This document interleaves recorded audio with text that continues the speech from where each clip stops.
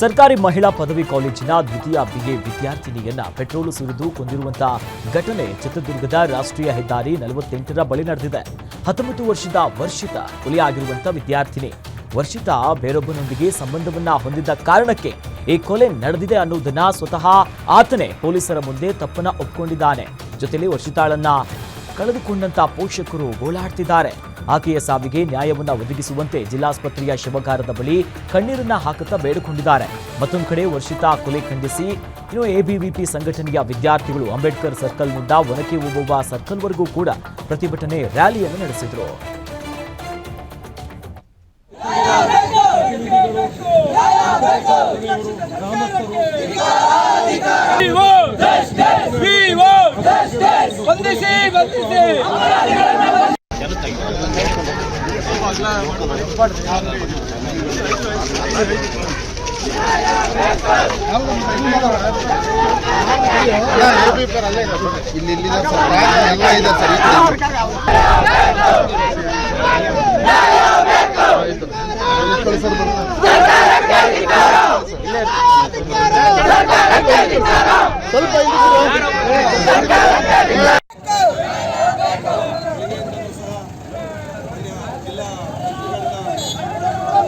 ಅಧಿಕಾರ ಕಳ್ಕೊಂಡಂತ ಸಂದರ್ಭದಲ್ಲಿ ಒಂದು ಮನೆ ಧರ್ಮಸ್ಥಳ ಕ್ಷೇತ್ರದ ಬಗ್ಗೆ ಅವಹೇಳನೆಯನ್ನ ಖಂಡಿಸಿ ದಾವಣಗೆರೆಯಲ್ಲಿ ಬೃಹತ್ ಪ್ರತಿಭಟನೆಯನ್ನು ನಡೆಸಿದ್ದಾರೆ. ದಾವಣಗೆರೆ ನಗರದ ಜಯದೇವ ಸರ್ಕಲ್ನಿಂದ ಎಸಿ ಕಚೇರಿಯವರೆಗೆ ಪ್ರತಿಭಟನೆಯನ್ನು ನಡೆಸಿ ಧರ್ಮಸ್ಥಳದ ಬಗ್ಗೆ ಅಪಪ್ರಚಾರ ಮಾಡುತ್ತಿರುವವರ ವಿರುದ್ಧ ಧಿಕ್ಕಾರವನ್ನ ಕೂಗಿದ್ರು. ಪ್ರತಿಭಟನೆಯಲ್ಲಿ ಹಿಂದೂ ಮುಸ್ಲಿಂ ಮಹಿಳೆಯರು ಹಾಗೂ ಧರ್ಮಸ್ಥಳದ ಭಕ್ತರು ಭಾಗಿಯಾಗಿದ್ರು. ಇನ್ನು ಕೆಲ ಯೂಟ್ಯೂಬರ್ನವರು ಇವೆಲ್ಲ ಸೇರಿಕೊಂಡು ಧರ್ಮಸ್ಥಳ ಬಗ್ಗೆ ಅಪಪ್ರಚಾರ ಮಾಡ್ತಿದ್ದಾರೆ. ಇದರಿಂದ ಧರ್ಮಸ್ಥಳ ಕ್ಷೇತ್ರದ ಘನತೆಗೆ ಧಕ್ಕೆ ಆಗ್ತಿದೆ. ಅಪಪ್ರಚಾರ ಮಾಡ್ತಿರುವವರ ವಿರುದ್ಧ ಕ್ರಮಕ್ಕೆ ಆಗ್ರಹಿಸಿದ್ದಾರೆ.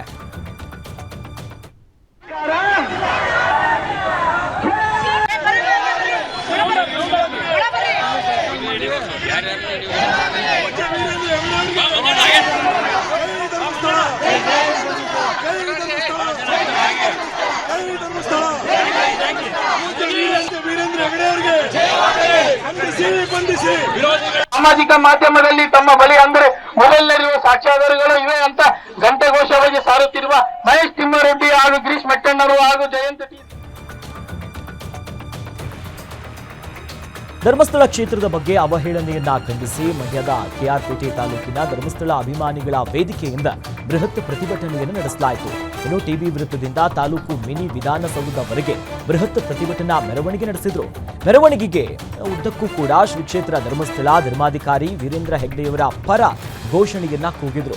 ಪ್ರತಿಭಟನೆಯಲ್ಲಿ ವಿವಿಧ ಮಠದ ಸ್ವಾಮೀಜಿಗಳು ಸಾವಿರಾರು ಭಕ್ತರು ಭಾಗಿಯಾಗಿದ್ರು. ಇನ್ನು ಅಪಪ್ರಚಾರ ನಡೆಸ್ತಾ ಇರುವಂತಹ ಈ ಕಿಡಿಗೇಡಿಗಳ ವಿರುದ್ಧ ಕ್ರಮಕ್ಕೆ ಈ ಸಂದರ್ಭದಲ್ಲಿ ಆಗ್ರಹಿಸಿದ್ದಾರೆ.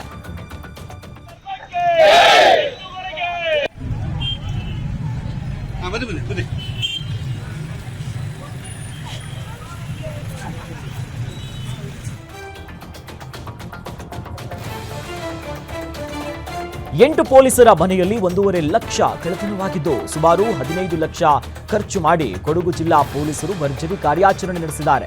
ಅಂತಾರಾಜ್ಯ ನಟೋರಿಯಸ್ ಗ್ಯಾಂಗ್ ಅನ್ನು ಬಂಧಿಸಿದ್ದಾರೆ. ಮಡಿಕೇರಿ ಪೊಲೀಸರ ವಸತಿ ಗೃಹದಲ್ಲಿ ಜೂನ್ 17ರಂದು ರಾತ್ರಿ ಕಳ್ಳತನ ನಡೆದಿತ್ತು. ಆರೋಪಿಗಳು ಮೊಬೈಲ್ ಅನ್ನ ಬಳಸದೆ ಕದ್ದ ಬೈಕ್ ಅನ್ನ ಬಳಸಿ ಕಳ್ಳತನ ಮಾಡ್ತಿದ್ರು.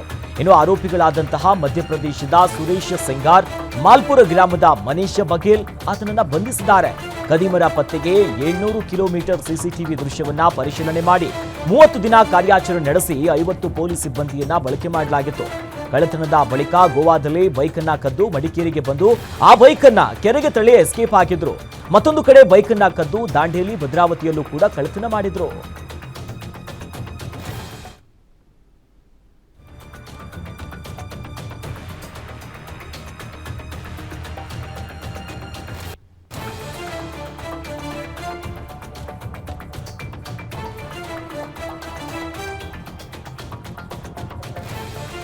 ಬೆಳಗಾವಿ ವಿಮ್ಸ್ ಆಸ್ಪತ್ರೆಯಲ್ಲಿ ಸಿಬ್ಬಂದಿ ಮತ್ತೊಂದು ಎಡವಟ್ಟು ಮಾಡಿದ್ದಾರೆ. ಸೂಪರ್ ಸ್ಪೆಷಾಲಿಟಿ ಆಸ್ಪತ್ರೆಯಲ್ಲಿ ಶಸ್ತ್ರಚಿಕಿತ್ಸೆಗೆ ಬಂದಿದ್ದಂತ ವೇಳೆ ರೋಗಿಯನ್ನ ಅರ್ಧ ಗಂಟೆ ಹೊರಗೆ ಬಿಟ್ಟು ಹಂಗೆ ಹೋಗಿದ್ದಾರೆ. 15 ದಿನದ ಹಿಂದೆ ಕಾಲು ಮುರಿತದ ಶಸ್ತ್ರಚಿಕಿತ್ಸೆಗೆ ಮಾಡಿಕೊಂಡಿದ್ರು. ಈಗ ಮತ್ತೆ ಶಸ್ತ್ರಚಿಕಿತ್ಸೆಗೆ ಬಂದಿದ್ರು. ವಾರ್ಡ್ನಿಂದ ಶಸ್ತ್ರಚಿಕಿತ್ಸೆಗೆ ಕರೆದುಕೊಂಡು ಹೋಗುವಂತ ಸಂದರ್ಭದಲ್ಲಿ ಮಳೆಯಲ್ಲೇ ಮಹಿಳೆಯನ್ನ ಆಸ್ಪತ್ರೆ ವಾಹನದಲ್ಲಿ ಅರ್ಧ ಗಂಟೆ ಬಿಟ್ಟಿರೋದ್ರಿಂದ ರೋಗಿ ಪರದಾಡಿದ್ದಾರೆ. ಬೇಮ್ಸ್ ಆಡಳಿತ ಮಂಡಳಿಯ ವಿರುದ್ಧ ಸಾರ್ವಜನಿಕರು ಆಕ್ರೋಶವನ್ನು ಹೊರಗಾಕಿದ್ದಾರೆ.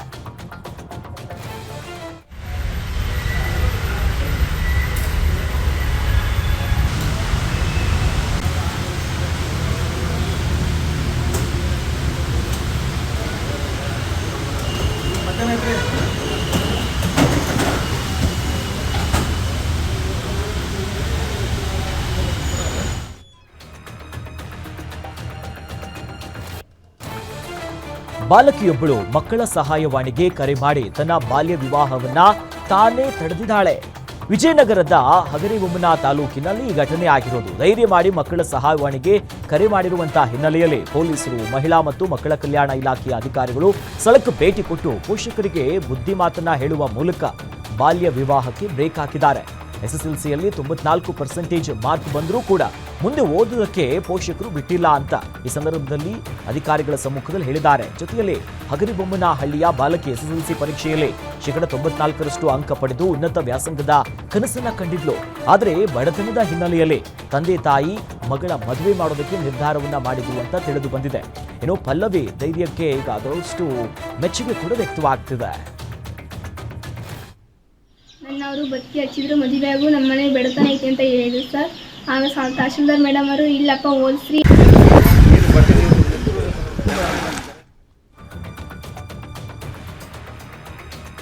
ಸಾಲ ಬಾಧೆ ತಾಳಲಾರದೆ ರೈತ ಆತ್ಮಹತ್ಯೆ ಮಾಡಿಕೊಂಡಿದ್ದಾನೆ. ಕಲಬುರಗಿ ತಾಲೂಕಿನ ಕೌಲಗಾಬಿ ಗ್ರಾಮದಲ್ಲಿ ಘಟನೆ ನಡೆದಿದೆ. ಹನುಮಂತ ಮುಸಂಡಿ ಆತ್ಮಹತ್ಯೆ ಮಾಡಿಕೊಂಡಿರುವಂತ ರೈತ. ಮೃತ ರೈತ ಬ್ಯಾಂಕ್ ಆಫ್ ಬರೋಡಾದಲ್ಲಿ 7 ಲಕ್ಷ ಹಾಗೂ 3 ಲಕ್ಷ ರೂಪಾಯಿ ಕೈ ಸಾಲವನ್ನ ಪಡ್ಕೊಂಡಿದ್ದ ಅಂತ ತಿಳಿದು ಬಂದಿದೆ. ಈ ಬಾರಿಯೂ ಕೂಡ ಅತಿಯಾದಂತ ಮಳೆಯಿಂದಾಗಿ ಬೆಳೆಗೆಲ್ಲ ಕೈಕೊಟ್ಟಂತ ಹಿನ್ನೆಲೆಯಲ್ಲಿ ರೈತ ನೇಣಿಗೆ ಶರಣಾಗಿದ್ದಾನೆ ಅಂತ ಸ್ಥಳೀಯರು ತಿಳಿಸಿದ್ದಾರೆ.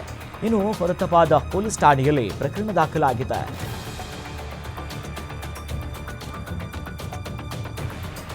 ಮೀಟರ್ ಬಡ್ಡಿ ಕಿರುಕುಳ ತಾಳಲಾರದೆ ಮಹಿಳೆ ಆತ್ಮಹತ್ಯೆಗೆ ಯತ್ನಿಸಿದ್ದಾಳೆ. ಚಿಕ್ಕಬಳ್ಳಾಪುರ ಜಿಲ್ಲೆಯ ಚಿಂತಾಮಣಿಯಲ್ಲಿ ಈ ಘಟನೆ ನಡೆದಿದೆ. ವೆಂಕಟಗಿರಿ ಕೋಟೆ ನಿವಾಸಿ ಸುನೀತಾ ಆತ್ಮಹತ್ಯೆಗೆ ಯತ್ನಿಸಿರುವಂತಹ ಮಹಿಳೆ. ಸುನೀತಾ ಎಂಬಂತ ಮಹಿಳೆ ಮಂಜುನಾಥ್ ಎನ್ನುವವರಿಂದ 1 ಲಕ್ಷ ಹಣವನ್ನ ಸಾಲ ಪಡೆದಿದ್ರು. ಇನ್ನು ಆಗ ಮಂಜುನಾಥ್ 1 ಲಕ್ಷ ಹಣಕ್ಕೆ 6 ಲಕ್ಷ ಬಡ್ಡಿಯನ್ನ ಕೇಳಿದ್ದಾನೆ. ಮೀಟರ್ ಬಡ್ಡಿ ಕಿರುಕುಳವನ್ನ ತಾಳೋದಕ್ಕಾಗದೆ ಸುನೀತಾ ಮನೆಯಲ್ಲಿ ಡೆತ್ ನೋಟ್ ಅನ್ನ ಬರೆದಿಟ್ಟು ವಿಷವನ್ನ ಸೇಹಿಸಿ ಆತ್ಮಹತ್ಯೆಗೆ ಯತ್ನಿಸಿದ್ದಾಳೆ.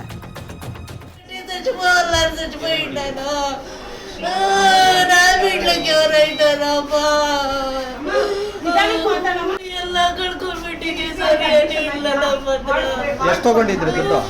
ತಗೊಂಡ್ರು, ಅದು ಕೊಟ್ಟು ಬಿಟ್ಟಿದೆ ಸರ್. ಚೆಕ್ ಇಸ್ಕೊಂಡು ಕೊಡ್ತೀರಿ ಹಿಂಗ್ ಮಾಡಿದ್ದೇನೆ.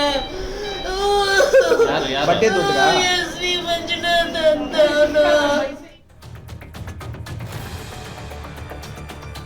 ರಾಜ್ಯಾದ್ಯಂತ ರಣಮಳೆಯ ಆರ್ಭಟ ಜೋರಾಗಿದೆ. ಬೆಳಗಾವಿ ಜಿಲ್ಲೆಯಲ್ಲಿ ಮಳೆಯ ಆರ್ಭಟಕ್ಕೆ 2 ಬಲಿಯಾಗಿದ್ದಾರೆ. ರಾಮದುರ್ಗ ಪಟ್ಟಣದಲ್ಲಿ ಮೇಲ್ಚಾವಣಿ ಕುಸಿದು ಮಣ್ಣಿನಡಿ ಸಿಲುಕಿದ್ದಂತ 75 ವರ್ಷದ ವಯೋವೃದ್ಧ ವಾಮನರಾವ್ ಪವಾರ್ ಉಸಿರುಗಟ್ಟಿ ದಾರುಣವಾಗಿ ಸಾವನ್ನಪ್ಪಿದ್ದಾರೆ. ಘಟನಾ ಸ್ಥಳಕ್ಕೆ ರಾಮದುರ್ಗ ಅಗ್ನಿಶಾಮಕ ಸಿಬ್ಬಂದಿ ಪೊಲೀಸರು ಭೇಟಿ ನೀಡಿ ಪರಿಶೀಲನೆ ನಡೆಸಿದರು. ಇನ್ನು ಬಿಟ್ಟು ಬಿಡದೆ ಸುರಿತಾ ಇರುವಂತಹ ಮಹಾ ಮಳೆಗೆ ಮನೆ ಕುಸಿದು 50 ವರ್ಷದ ಮಹಿಳೆ ಫರೀದಾ ಕರ್ನಾಡ್ ಎಂಬಾಕೆ ದಾರುಣವಾಗಿ ಸಾವನ್ನಪ್ಪಿದ್ದಾರೆ. ಇನ್ನು ಭೀಕರ ಅವಘಡದಲ್ಲಿ 2 ಮಕ್ಕಳು ಕೂಡ ಗಾಯಗೊಂಡಿದ್ದಾರೆ. ಗಾಯಾಳು ಮಕ್ಕಳಿಗೆ ಗೋಕಾಕ ಸರ್ಕಾರಿ ಆಸ್ಪತ್ರೆಯಲ್ಲಿ ಚಿಕಿತ್ಸೆಯನ್ನು ನೀಡಲಾಗ್ತಿದೆ. ಕರೆಂಟ್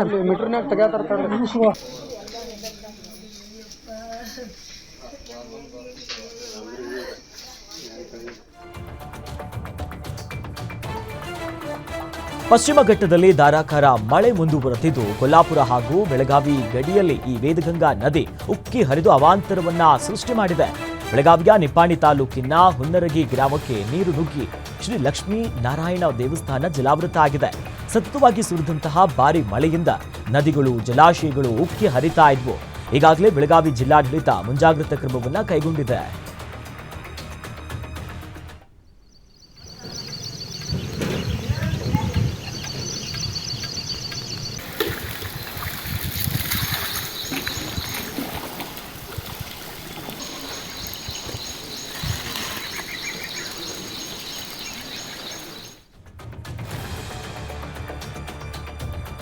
ಮಹಾರಾಷ್ಟ್ರ ಮಳೆಗೆ ಘಟಪ್ರಭಾ ನದಿ ಅಬ್ಬರಿಸುತ್ತಿದ್ದು, ಇನ್ನು ಘಟಪ್ರಭಾ ನದಿಯಲ್ಲಿ 50,000 ಕ್ಯೂಸೆಕ್ಗೂ ಅಧಿಕ ಪ್ರಮಾಣದ ನೀರಿನ ಹರಿವು ಹೆಚ್ಚಾಗಿದೆ. ಇನ್ನು ಭಾರಿ ಮಳೆಯಿಂದ ಬಾಗಲಕೋಟೆ ಜಿಲ್ಲೆಯ ಮುಧೋಳ ತಾಲೂಕಿನ ಮಾಚಕನೂರು ಹೊಳೆ ಈ ಬಸವೇಶ್ವರ ದೇವಸ್ಥಾನಕ್ಕೆ ಜಲ ದಿಗ್ಬಂಧನ ಆಗಿದೆ. ದೇವಸ್ಥಾನದೊಳಗೆ 6 ಅಡಿಯಷ್ಟು ನೀರು ನುಗ್ಗಿದ್ದು, ದೇವಸ್ಥಾನಕ್ಕೆ ಭಕ್ತರ ಪ್ರವೇಶವನ್ನ ನಿರ್ಬಂಧಿಸಲಾಗಿದೆ. ಉತ್ಸವ ಮೂರ್ತಿಯನ್ನ ದೇವಸ್ಥಾನದ ಹೊರಗೆ ಪ್ರತಿಷ್ಠಾಪನೆ ಮಾಡಲಾಗಿದ್ದು, ಇನ್ನು ಉತ್ಸವ ಮೂರ್ತಿಗೆ ಭಕ್ತರು ಪೂಜೆ ಸಲ್ಲಿಸಿದರು.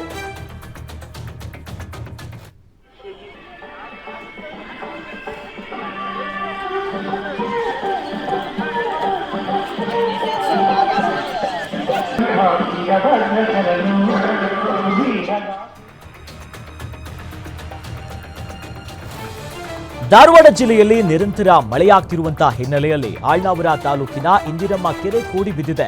ಕೆರೆ ಕೂಡಿ ಬಿದ್ದಂತ ಹಿನ್ನೆಲೆಯಲ್ಲಿ ಜಲಪಾತದಂತೆ ನೀರು ಹರಿದಿದೆ. ಕೆರೆ ಕೂಡಿ ಬಿದ್ದಂತ ಮನಮೋಹಕ ದೃಶ್ಯ ಕೆಮರಾದಲ್ಲಿ ಸೆರೆಯಾಗಿದೆ. ಇನ್ನು ಕೆರೆ ಕೂಡಿ ಬಿದ್ದಿದ್ದನ್ನ ನೋಡಲು ಜನ ಕೂಡ ಆಗಮಿಸುತ್ತಿದ್ದಾರೆ.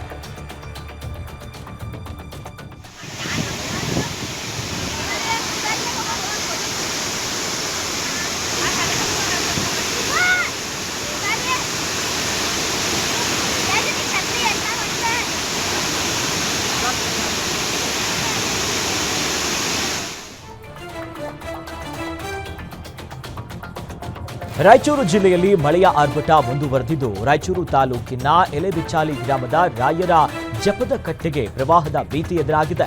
ಇನ್ನು ಟಿಬಿ ಡ್ಯಾಮ್ ಭರ್ತಿಯಿಂದ ತುಂಗಭದ್ರಾ ನದಿಗೆ 1 ಲಕ್ಷಕ್ಕೂ ಹೆಚ್ಚು ನೀರು ಬಿಡುಗಡೆಯಾಗಿರುವಂತಹ ಹಿನ್ನೆಲೆಯಲ್ಲಿ ತುಂಗಭದ್ರಾ ನದಿ ಮೈದುಂಬಿ ಹರಿತಾ ಇದೆ. 13 ವರ್ಷ ರಾಯರು ತಪಸ್ಸು ಮಾಡಿರುವಂತಹ ಜಾಗ ಜಲಾವೃತವಾಗಿದ್ದು, ರಾಯರ ಬೃಂದಾವನಕ್ಕೆ ನೀರಿನಲ್ಲಿ ತೆರಳಿ ಅರ್ಚಕರು ಪೂಜೆಯನ್ನ ಮಾಡಿದ್ರು. ಇನ್ನು ಜಪದ ಕಟ್ಟೆಯ ಸುತ್ತಲೂ ಕೂಡ ಬ್ಯಾರಿಗೇಡ್ ಹಾಗೂ ಹಗ್ಗವನ್ನ ಕಟ್ಟಿ ಭಕ್ತರು ಯಾರು ಕೂಡ ಅಲ್ಲಿ ಬರಬಾರದು ಅನ್ನೋ ನಿಟ್ಟಿನಲ್ಲಿ ಸದ್ಯ ಮುಂಜಾಗ್ರತಾ ಕ್ರಮವನ್ನ ಕೂಡ ತೆಗೆದುಕೊಳ್ಳಲಾಗ್ತಿದೆ. ದೂರದಿಂದಲೇ ಭಕ್ತರಿಗೆ ಏಕಶಿಲಾ ಬೃಂದಾವನ ದರ್ಶನದ ವ್ಯವಸ್ಥೆಯನ್ನ ಮಾಡಲಾಗಿದೆ.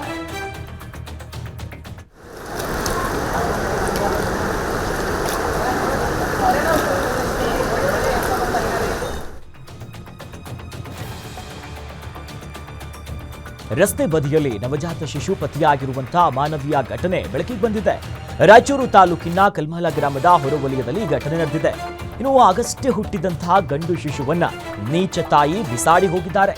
ರಸ್ತೆಯಲ್ಲಿ ಅಳುವುದನ್ನ ಗಮನಿಸಿದಂತ ರಸ್ತೆಯಲ್ಲಿ ಹೋಗುವಂತಹ ಸ್ಥಳೀಯರು ರಕ್ಷಣೆ ಮಾಡಿದ್ದಾರೆ. ಸದ್ಯ ಕಲ್ಮಲ ಪ್ರಾಥಮಿಕ ಆರೋಗ್ಯ ಕೇಂದ್ರಕ್ಕೆ ಕರೆದೊಯ್ದು ಚಿಕಿತ್ಸೆಯನ್ನು ನೀಡಿದ್ದಾರೆ. ಹೆಚ್ಚಿನ ಚಿಕಿತ್ಸೆಗಾಗಿ ಮಗುವನ್ನ ರಾಯಚೂರಿನ ರಿಮ್ಸ್ ಆಸ್ಪತ್ರೆಗೆ ದಾಖಲಿಸಲಾಗಿದೆ. ದೇವರಿಗೆ ತಿರುಗಿದ ಮಕ್ಕಳಾಗಲಾರ ಕಾಲದಾಗ ಕಟ್ಟಮ್ಮೆ ಯಪ್ಪೋ ಬಂಗಾರ ಆಗಿದ್ದಲ್ಲ ಯಪ್ಪ ಹೊಟ್ಟೆ ಗುತ್ತಾಗಿದ್ದಿ ನೀನು ಜೀವನ ಇಲ್ಲೇ ಬರ್ತೈತೆ ನಮ್ಮನ್ನ ಅಣ್ಣ ಯಾರಿಗೇನ ಬೇಕಿಲ್ಲಕ ಫೋನ್ ಮಾಡಿ. ಮಹಾರಾಷ್ಟ್ರದ ಪಶ್ಚಿಮ ಘಟ್ಟದಲ್ಲಿ ಮಳೆಯ ಅಬ್ಬರ ಮುಂದುವರೆದಿದೆ. ಯಾದಗಿರಿಯ ಹೊರ ವಲಯದಲ್ಲಿರುವಂತಹ ಭೀಮಾ ನದಿಗೆ ಒಳಹರಿವು ಹೆಚ್ಚಿದ್ದು, ಭೀಮಾ ನದಿ ಅಪಾಯದ ಮಟ್ಟವನ್ನ ಮೀರಿ ಹರಿತಾ ಇದೆ. ಇನ್ನು ಗುರುಸನಗಿ ಈ ಬ್ರಿಡ್ಜ್ ಕಮ್ಮ ಬ್ಯಾರೇಜ್ 17 ಕ್ರಸ್ಟ್ ಗೇಟ್ ಮೂಲಕ 70,000 ಕ್ಯೂಸೆಕ್ ನೀರನ್ನ ಭೀಮಾ ನದಿಗೆ ಬಿಡುಗಡೆ ಮಾಡಲಾಗಿದೆ. ಈ ಹಿನ್ನೆಲೆಯಲ್ಲಿ ಭೀಮಾ ನದಿ ಪಾತ್ರದ ವೀರಾಂಜನೇಯ ಕಂಗಳೇಶ್ವರ ದೇವಸ್ಥಾನ ಸಂಪೂರ್ಣವಾಗಿ ಮುಳುಗಡೆಯಾಗಿದೆ. ಭೀಮಾ ನದಿ ಪಾತ್ರದ ರೈತರಲ್ಲಿ ಆತಂಕ ಹೆಚ್ಚಾಗಿದೆ. ನದಿ ಪಾತ್ರದ ಜನರು ಎಚ್ಚರಿಕೆಯಿಂದ ಇರುವಂತೆ ಜಿಲ್ಲಾಡಳಿತ ಸೂಚನೆಯನ್ನು ನೀಡಿದೆ.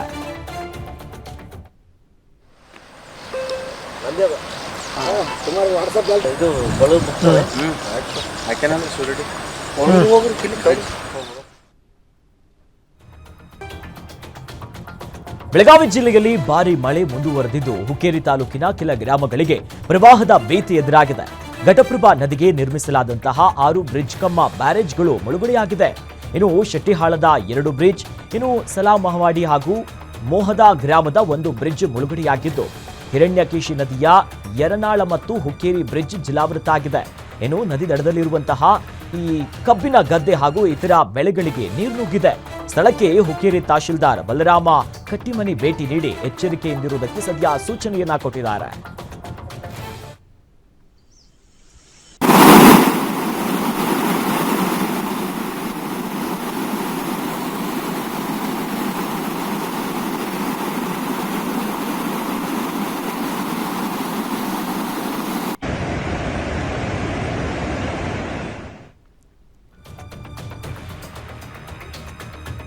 ಪಶ್ಚಿಮ ಘಟ್ಟದಲ್ಲಿ ಭಾರೀ ಮಳೆ ಮುಂದುವರೆದಿದ್ದು ಇನ್ನು ಘಟಪ್ರಭಾ ಜಲಾಶಯ ಸಂಪೂರ್ಣವಾಗಿ ಭರ್ತಿಯಾಗಿದೆ.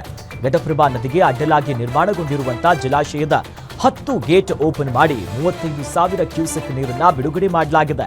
ಗೋಕಾಕ್ ಮೂಡಲಗಿ ತಾಲೂಕಿನ ಘಟಪ್ರಭಾ ನದಿ ಪಾತ್ರದಲ್ಲಿ ಪ್ರವಾಹದ ಆತಂಕ ಎದುರಾಗಿದೆ.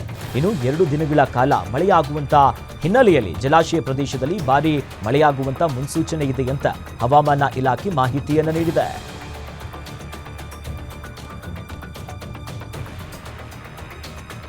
ಬೆಳಗಾವಿ ಜಿಲ್ಲೆಯಲ್ಲಿ ಮಳೆ ಮುಂದುವರೆದಿದೆ. ಪ್ರವಾಹದ ಪರಿಸ್ಥಿತಿಯ ಭೀತಿಯ ಹಿನ್ನೆಲೆಯಲ್ಲಿ ಡಿಸಿ ಮತ್ತು ಸಿಇಒ ಪರಿಸ್ಥಿತಿಯನ್ನ ನಿಭಾಯಿಸುವುದಕ್ಕೆ ಮುಂದಾಗಿದ್ದಾರೆ. ಬೆಳಗಾವಿಯ ಗೋಕಾಕ ಹೊರವಲಯದ ಇಲ್ಲೋಳಸೂರು ಸೇತುವೆಯನ್ನ ಡಿಸಿ ಮೊಹಮ್ಮದ್ ರೋಷನ್ ಇನ್ನು ಸಿಇಒ ರಾಹುಲ್ ಶಿಂದೆ ತಂಡ ವೀಕ್ಷಣೆಯನ್ನ ಮಾಡಿ ಪರಿಶೀಲನೆ ನಡೆಸಿದ್ದಾರೆ. ಈ ವೇಳೆ ಗ್ಯಾರಂಟಿ ನ್ಯೂಸ್ ಜೊತೆ ಮಾತನಾಡಿರುವಂತಹ ಡಿಸಿ ಮೊಹಮ್ಮದ್ ರೋಷನ್, ಈಗಾಗಲೇ ಮುಂಜಾಗ್ರತಾ ಕ್ರಮವನ್ನ ಕೈಗೊಂಡಿದ್ದೇವೆ. ಇನ್ನು 2 ಕಾಳಜಿ ಕೇಂದ್ರವನ್ನ ಓಪನ್ ಮಾಡಿದ್ದೇವೆ. 150 ಕಾಳಜಿ ಕೇಂದ್ರವನ್ನ ಓಪನ್ ಮಾಡಲು ರೆಡಿ ಮಾಡಿಕೊಂಡಿದ್ದೇವೆ. ಈಗಾಗಲೇ 9 ಸೇತುವೆಗಳು ಮುಳುಗಡೆಯಾಗಿವೆ. ದುರಾದೃಷ್ಟವಶಾತ್ ಜಿಲ್ಲೆಯಲ್ಲಿ 2 ಮೃತಪಟ್ಟಿದ್ದಾರೆ. ಆ ಕುಟುಂಬಗಳಿಗೆ ಸೂಕ್ತ ಪರಿಹಾರ ನೀಡುವಂತ ವ್ಯವಸ್ಥೆ ಮಾಡಿದ್ದೇವೆ ಅಂತ ಹೇಳಿದ್ರು.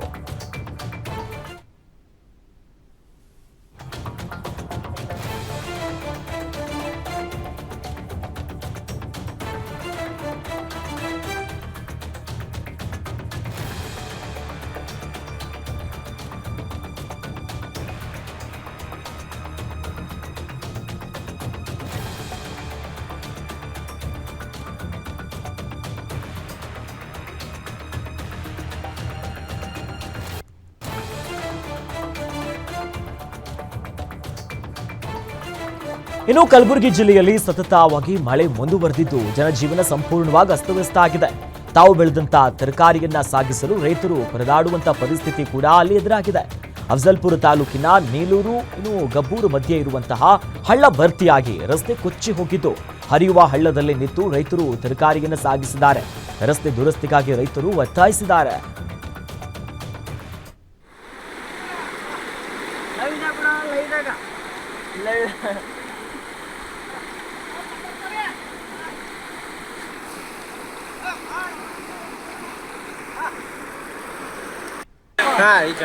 ये चलो ना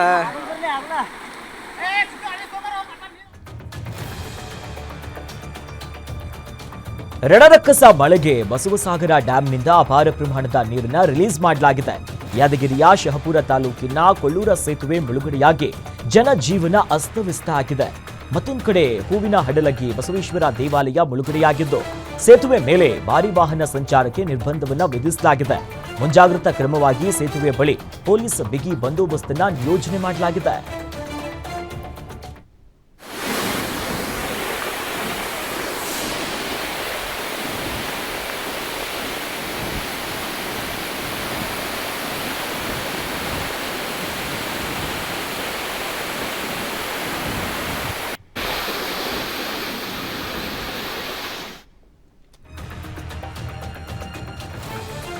ಮಹಾರಾಷ್ಟ್ರ ಹಾಗೂ ಬೆಳಗಾವಿಯಲ್ಲಿ ಮಳೆಯ ಅಬ್ಬರ ಮುಂದುವರೆದಿದ್ದು ದೂದ್ಗಂಗಾ ನದಿ ಅಪಾಯ ಮಟ್ಟವನ್ನ ಮೀರಿ ಹರಿತಾ ಇದೆ.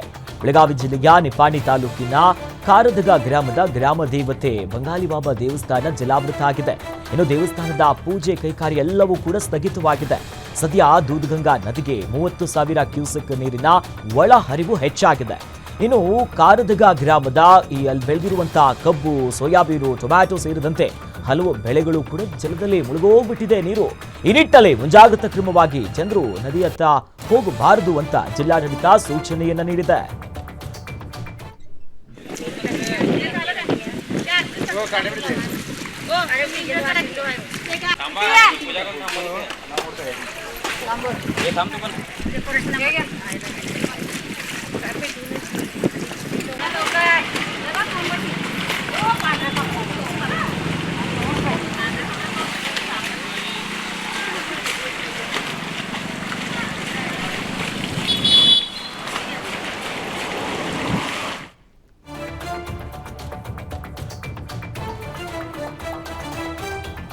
ಬಾಗಲಕೋಟೆ ಜಿಲ್ಲಾದ್ಯಂತ ನಿರಂತರ ಮಳೆಯ ಹಿನ್ನೆಲೆಯಲ್ಲಿ ನದಿ ಪಾತ್ರದಲ್ಲಿ ಪ್ರವಾಹದ ಪರಿಸ್ಥಿತಿ ಉಂಟಾಗಿದೆ.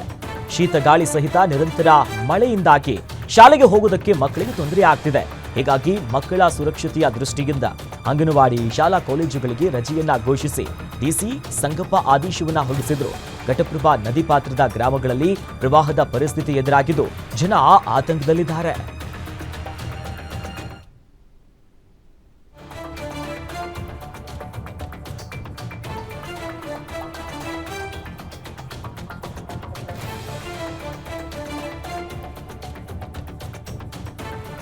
ಕಲಬುರಗಿಯಲ್ಲಿ ಭಾರಿ ಮಳೆ ಮುಂದುವರೆದಿದ್ದು ನದಿ ಮತ್ತು ಹಳ್ಳ ಕೊಳ್ಳಗಳು ತುಂಬಿ ಹರಿತಾ ಇದೆ. ಇನ್ನು ಬೆಣ್ಣೆತೂರ ಜಲಾಶಯದ ನೀರು ಈ ಜಮೀನುಗಳಿಗೆಲ್ಲ ನುಗ್ಗಿ ಅಪಾರ ಪ್ರಮಾಣದ ಬೆಳೆ ಹಾನಿಯಾಗಿದೆ. ನೂರಾರು ಎಕರೆಯಲ್ಲಿ ಬೆಳೆದಿದ್ದಂಥ ಉದ್ದು, ಹೆಸರು, ಈ ಕಾರೆ, ಎಳ್ಳು, ತೊಗರಿ ಸಂಪೂರ್ಣವಾಗಿ ಹಾಳಾಗಿದೆ. ಸಾಲ ಸೂಲ ಮಾಡಿ ಬೆಳೆದಿದ್ರೂ ಕೂಡ ಈಗ ₹1 ಕೂಡ ಕೈಗೆ ಸಿಗ್ತಾ ಇಲ್ಲ ಅನ್ನುವಂಥ ಪರಿಸ್ಥಿತಿ ರೈತರಿಗಿದ್ದು ಕಣ್ಣೀರಾಗ್ತಿದ್ದಾರೆ. ಸರ್ಕಾರ ನಮ್ಮ ನೆರವಿಗೆ ಧಾವಿಸದೆ ಇದ್ರೆ ನಾವು ಆತ್ಮಹತ್ಯೆಗೆ ಶರಣಾಗ್ತೀವಿ ಅನ್ನೋದಾಗಿ ರೈತರು ತಮ್ಮ ಅಳಲನ್ನ ತೋಡ್ಕೊಂತಿದ್ದಾರೆ. ಕೂಡಲೇ ಹಾಳಾದಂತ ಬೆಳೆಯ ಕುರಿತು ಸಮೀಕ್ಷೆಯನ್ನು ನಡೆಸಿ ಸೂಕ್ತ ಪರಿಹಾರವನ್ನ ನೀಡುವಂತೆ ರೈತರು ಒತ್ತಾಯಿಸಿದ್ದಾರೆ.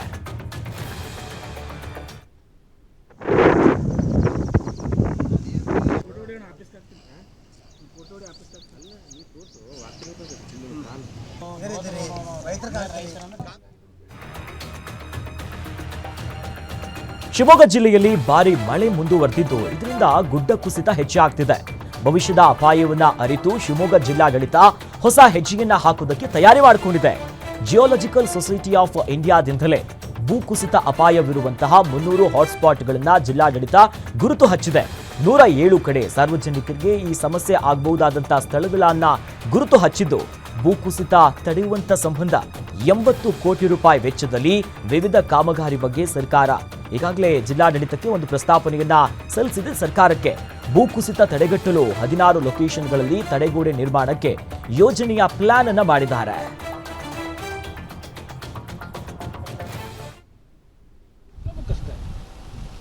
ಮಳೆ ಹೋಯ್ತು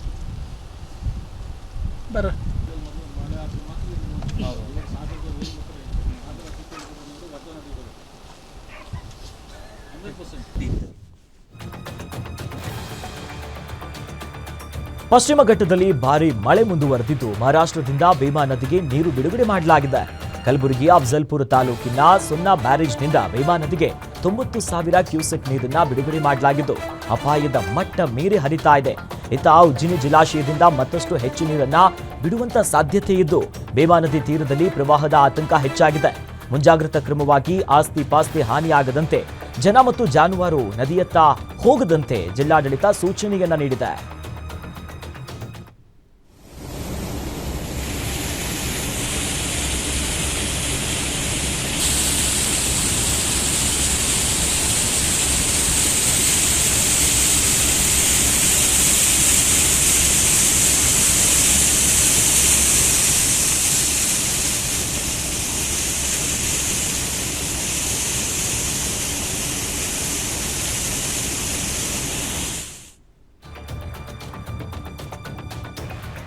ಬೀದರ್ ಜಿಲ್ಲೆಯಾದ್ಯಂತ ವರುಣಾರ್ಭಟಕ್ಕೆ ಅಪಾರ ಪ್ರಮಾಣದ ಹಾನಿಯುಂಟಾಗಿದೆ. ಕಳೆದ 3 ದಿನಗಳಿಂದ ಸುರಿತಾ ಇರುವಂತಹ ರಣ ಮಳೆಗೆ 7,500ಕ್ಕೂ ಅಧಿಕ ಹೆಕ್ಟೇರ್ ಜಮೀನುಗಳಿಗೆ ಅಲ್ಲಿ ನೀರು ನುಗ್ಗಿ ಎಲ್ಲವೂ ಕೂಡ ನಾಶ ಆಗಿದೆ. ಬೆಳೆಗಳು ಔರಾದ್ ಮತ್ತು ಕಮಲನಗರ ತಾಲೂಕುಗಳಲ್ಲಿ ಧಾರಾಕಾರ ಮಳೆಗೆ ಅತಿ ಹೆಚ್ಚು ಹಾನಿಯಾಗಿದೆ. ಜಿಲ್ಲೆಯಾದ್ಯಂತ 67 ಕಿಲೋಮೀಟರ್ ರಸ್ತೆ ಹಾನಿಯಾಗಿದ್ದು 17 ಸೇತುವೆ ಕೊಚ್ಚಿಕೊಂಡು ಹೋಗಿದೆ. 37 ಟ್ರಾನ್ಸ್ಫಾರ್ಮರ್ಗಳು, 151 ವಿದ್ಯುತ್ ಕಂಬಗಳು, 138 ಮನೆ, 150 ಅಂಗನವಾಡಿ ಎಲ್ಲವೂ ಕೂಡ ನಾಶ ಆಗಿದೆ. ರಣರಕ್ಕಸ ಮಳೆಗೆ ಇಲ್ಲಿವರೆಗೂ 2 ಮೃತಪಟ್ಟಿದ್ದು 30ಕ್ಕೂ ಅಧಿಕ ಜಾನುವಾರುಗಳು ಬಲಿಯಾಗಿವೆ ಅಂತ ಬೀದರ್ ಜಿಲ್ಲಾಧಿಕಾರಿ ಶಿಲ್ಪಾ ಶರ್ಮಾ ಮಾಹಿತಿಯನ್ನು ನೀಡಿದರು.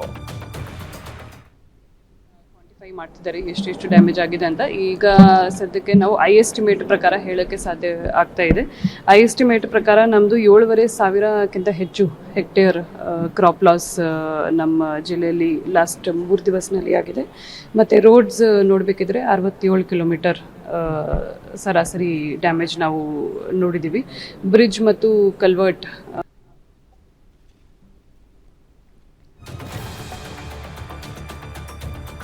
ಭೀಕರ ರಸ್ತೆ ಅಪಘಾತದಲ್ಲಿ ಪಾದಚಾರಿ ಮಹಿಳೆ ಸಾವನ್ನಪ್ಪಿದ್ದಾರೆ. ಬೀದರ್ ನಗರದ ಅಂಬೇಡ್ಕರ್ ವೃತ್ತದಲ್ಲಿ ಈ ಘಟನೆ ನಡೆದಿದೆ. ಭೀಮವ್ವ ಸಾವನ್ನಪ್ಪಿರುವಂತಹ ಮಹಿಳೆ ಅನ್ನೋದಾಗಿ ಗುರುತಿಸಲಾಗಿದೆ. ಇನ್ನು ಪ್ರಾಥಮಿಕ ಆಸ್ಪತ್ರೆಗೆ ಸಿಬ್ಬಂದಿಯಾಗಿದ್ರು. ಎಂದಿನಂತೆ ಭೀಮವ್ವ ಕೆಲಸಕ್ಕೆ ಹೋಗ್ತಿರುವಂತಹ ಸಂದರ್ಭದಲ್ಲಿ ಭೀಕರ ರಸ್ತೆ ಅಪಘಾತ ಸಂಭವಿಸಿದೆ. ಇನ್ನು ಸಾಯಿ ಕೆಮಿಕಲ್ಸ್ ಕಂಪನಿಗೆ ಸೇರಿದಂತಹ ಬಸ್ ಡಿಕ್ಕಿಯಾಗಿ ಡಿಕ್ಕಿಯ ರಭಸಕ್ಕೆ ಸ್ಥಳದಲ್ಲಿ ಸಾವನ್ನಪ್ಪಿದ್ದಾರೆ. ಇನ್ನು ಸ್ಥಳದಿಂದ ಬಸ್ ಚಾಲಕ ಪರಾರಿಯಾಗಿದ್ದಾನೆ. ಸಂಚಾರಿ ಪೊಲೀಸ್ ಠಾಣಾ ವ್ಯಾಪ್ತಿಯಲ್ಲಿ ಪ್ರಕರಣ ದಾಖಲಾಗಿದೆ.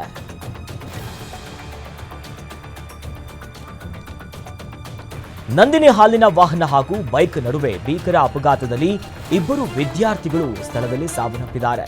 ಶಿವಮೊಗ್ಗ ನಗರದ ಸರ್ಕ್ಯೂಟ್ ಹೌಸ್ ಸರ್ಕಲ್ನಲ್ಲಿ ಈ ಘಟನೆ ನಡೆದಿದೆ. ಆದಿತ್ಯ ಹಾಗೂ ಸಂದೀಪ್ ಇಬ್ಬರು ಕೂಡ ಮೃತಪಟ್ಟಿರುವಂತಹ ವಿದ್ಯಾರ್ಥಿಗಳು. ಇನ್ನು ಮೃತರು 3ನೇ ವರ್ಷದ MBBS ವ್ಯಾಸಂಗವನ್ನ ಮಾಡ್ತಾ ಇದ್ರು ಅಂತ ತಿಳಿದು ಬಂದಿದೆ. ಹೌಸ್ ಸರ್ಕಲ್ನ ರಸ್ತೆಯ ಮಾರ್ಗದಲ್ಲಿ ತೆರಳುವಂತಹ ವೇಳೆ ಹೆಲ್ಮೆಟ್ ಧರಿಸದ ಹಿನ್ನೆಲೆಯಲ್ಲಿ ವಾಹನಗಳು ಮುಖಾಮುಖಿ ಡಿಕ್ಕಿಯ ರಭಸಕ್ಕೆ ಇಬ್ಬರು ಮೆಡಿಕಲ್ ವಿದ್ಯಾರ್ಥಿಗಳು ಸ್ಥಳದಲ್ಲಿ ಸಾವನ್ನಪ್ಪಿದ್ದಾರೆ. ಇಬ್ಬರ ಮೃತದೇಹಗಳನ್ನ ಮೆಗ್ಗಾನ ಶವಾಗಾರಕ್ಕೆ ಶಿಫ್ಟ್ ಮಾಡಲಾಗಿದೆ. ಇನ್ನು ಶಿವಮೊಗ್ಗದ ಪಶ್ಚಿಮ ಸಂಚಾರಿ ಪೊಲೀಸ್ ಠಾಣೆಯಲ್ಲಿ ಪ್ರಕರಣ ದಾಖಲಾಗಿದೆ.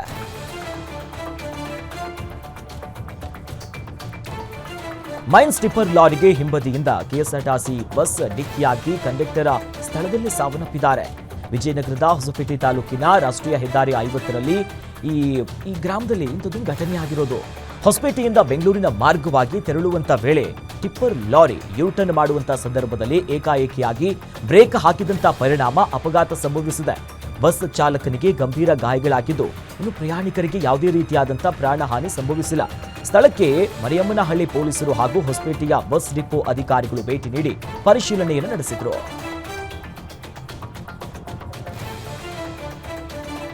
ಬೆಳಗಾವಿ ಜಿಲ್ಲೆಯ ರಾಯಭಾಗ ತಾಲೂಕಿನ ಕೆಂಪಟ್ಟಿ ಗ್ರಾಮದ ಸದಾಶಿವ ಭಾನೆ ತನ್ನ 102 ವರ್ಷದ ತಾಯಿ ಸತ್ಯವಳನ್ನ ಹೆಗಲ ಮೇಲೆ ಹೊತ್ತು ದೇವರ ದರ್ಶನವನ್ನು ಮಾಡಿಸಿದ್ದಾನೆ. ರಾಮಾಯಣದ ಶ್ರವಣ ಕುಮಾರನಂತೆ ಈ ಕೆಂಪಟ್ಟಿ ಗ್ರಾಮದಿಂದ ಸುಮಾರು 220 ಕಿಲೋಮೀಟರ್ ದೂರದ ಮಹಾರಾಷ್ಟ್ರದ ಪುಂಡಾರಪುರ ವಿಠ್ಠಲನ ದರ್ಶನವನ್ನ ಮಾಡಿಸಿದ್ದಾರೆ. ಸತತ 9 ದಿನ ತನ್ನ ತಾಯಿಯನ್ನ ಹೆಗಲ ಮೇಲೆ ಹೊತ್ತು 820 ಕಿಲೋಮೀಟರ್ ಕಾಲ್ನಡಿಗೆಯ ಮೂಲಕ ಶತಾಯುಷಿ ತಾಯಿಯ ಆಸೆಯನ್ನ ಈಡೇರಿಸಿದ್ದಾರೆ. ಸದಾಶಿವನ ಈ ಭಕ್ತಿ ಜೊತೆಯಲ್ಲಿ ತಾಯಿಯ ಸೇವೆಗೆ ಎಲ್ಲೆಡೆ ಮೆಚ್ಚುಗೆ ವ್ಯಕ್ತವಾಗ್ತಿದೆ.